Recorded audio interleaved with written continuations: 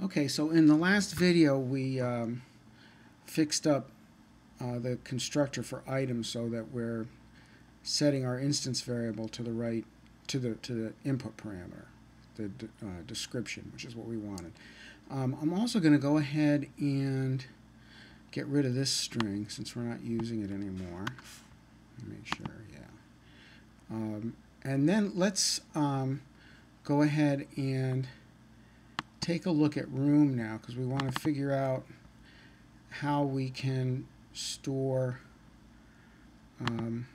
multiple rooms. That's this 622. Modify the project so that a room can hold any number of items. Use a collection to do this. And make sure the room has an add item method that places an item into the room. Okay. So we're going to then, well, first, why don't we just, since we want this to be add item and not set item, let's just change this to add item, and in game, where we had set item, we'll make this add item. Just copy this down.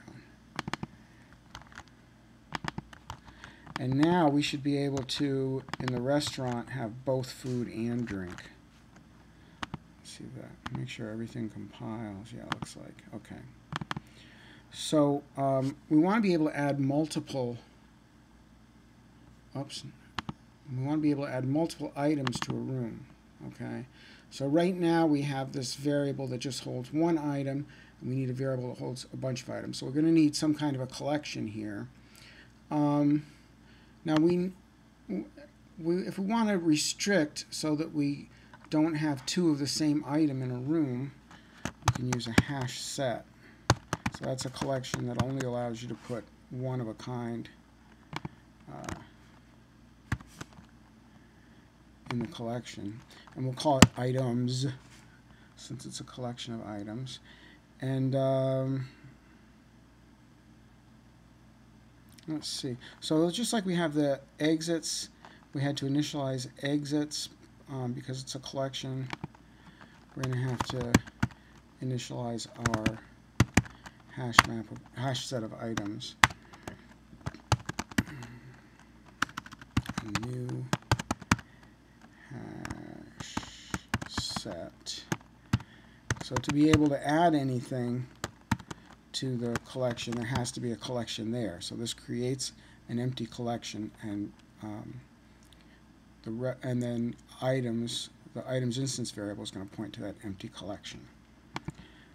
Okay, so then in our add item, we can change our add item, and we're just going to say items. And the hash set, just like the array list and a bunch of other collections, you can just use add to add an item to the hash set. So that gives us part of what we wanted. We also have this get item string.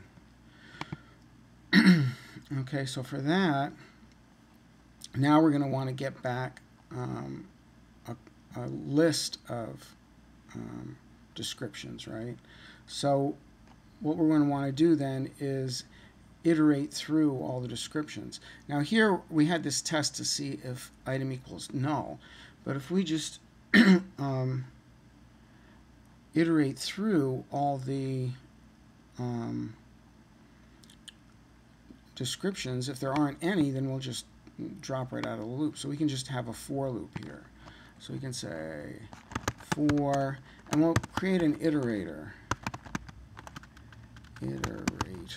Should be some discussion of iterators in the book for item. And that's going to be equals items iterator. So we can just use this iterator method to pull the iterator out of the hash set. So we're initializing our iterator here, and then our test is to see that the iterator has another guy, and then we're not going to need the third element to that says what the next step is, because we're going to use iterator next down here. We're going to say return string equals, oh, let's put blanks in between the descriptions, and then say iter next get description.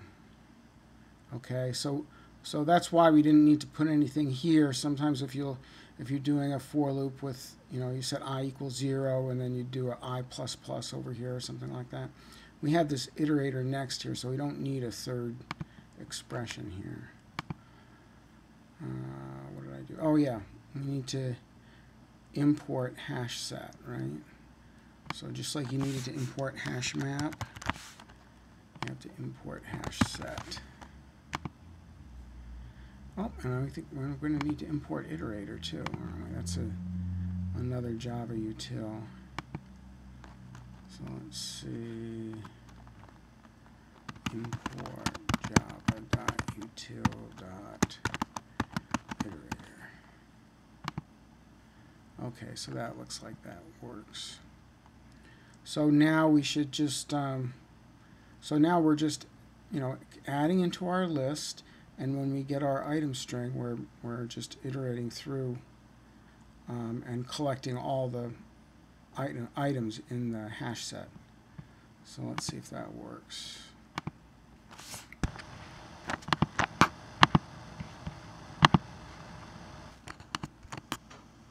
So play, and oh, how do we get to the restaurant? Let me see here.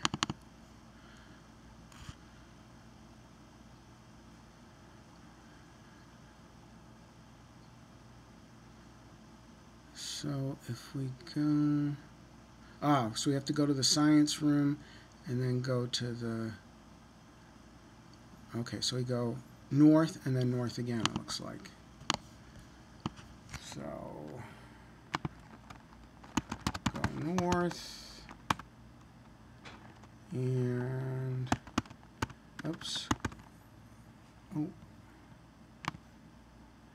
did we not have any? Just make sure. Oh yeah, the science room doesn't have any items in it.